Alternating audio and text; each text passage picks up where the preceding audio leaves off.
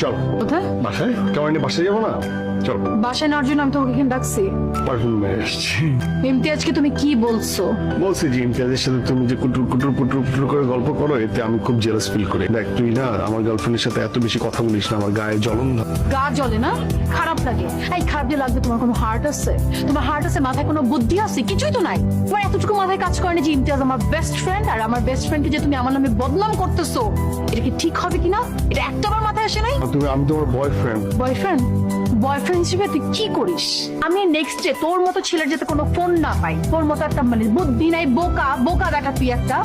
তোকে যদি আমি আর কোনদিন দেখছি না, আমি একদম তোকে এলাকার পোলাপাইন দিয়ে মাইর খাবো বলে দিই। তোর আমার বাসাটা যোগ্যতা পর্যন্ত নাই।